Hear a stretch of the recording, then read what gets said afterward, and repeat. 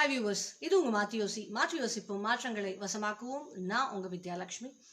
ஒருத்தர் எவ்வளவு நல்லவங்களா இருந்தாலும் சரிங்க, அவங்க நல்லவங்க அப்படின்னு நம்ம ரெகக்னைஸ் பண்ணுறதுக்கு ஒரு மிகப்பெரிய தடையாக இருப்பது என்ன அப்படின்னு பார்த்தீங்கன்னா, கோபம் அப்படிங்கிற ஒரு குணம்.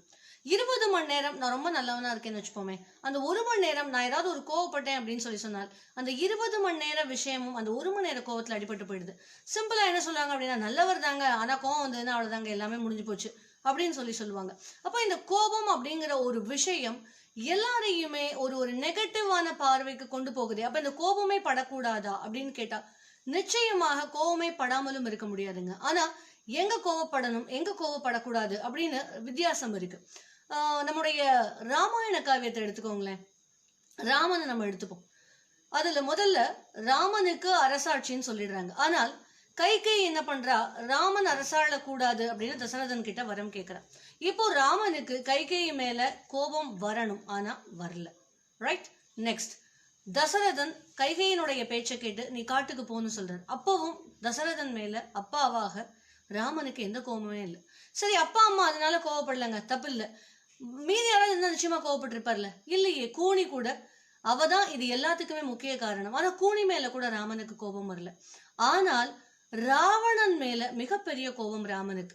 காரணம் என்ன அப்படின்னா, தர்மம் அப்படிங்கிற ஒரு விஷயத்திற்கு எதிராக ஒண்ணு நடந்தது அப்படின்னா அப்போ கோவப்படணும்.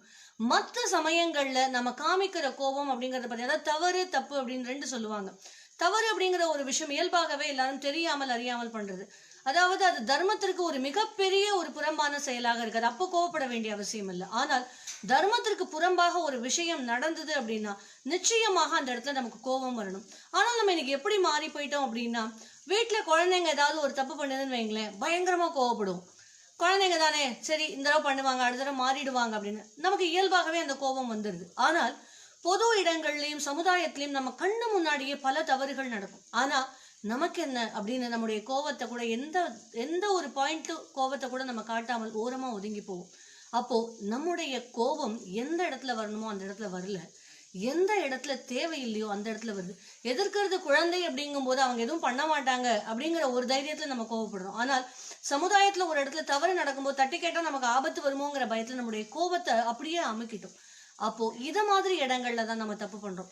கோபம் அப்படிங்கிறது எந்த இடத்துல காமிக்கப்படணுமோ நிச்சயமாக அந்த இடத்துல காமிக்கப்படணும். இல்லை அப்படின்னா அதுக்கு மதிப்பு கிடையாது. எந்த இடத்துல தேவையில்லையோ அந்த இடத்துல காமிக்கும் பொழுது நம்முடைய மதிப்பு அப்படிங்கிறது அனாவசியமாக கேள்விக்குரிய விஷயமாக மாறுகிறது.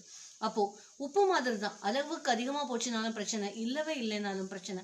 ஆக கோபம்ங்கிற ஒரு விஷயத்த ரொம்ப நாசுக்காக கையாண்டு தர்மத்திற்கு எதிரான விஷயங்கள் நடக்கும் போது மட்டும் அதை காமிச்சோம் அப்படின்னா நிச்சயமாக கோபத்தினால் கூட நல்ல விஷயங்கள் நிறைய நடக்குங்க. இனிமே நம்முடைய கோபம் எங்கு வருகிறது, எப்படி வருகிறது அப்படிங்கிறத உன்னிப்பா கவனிப்போம். நன்றி.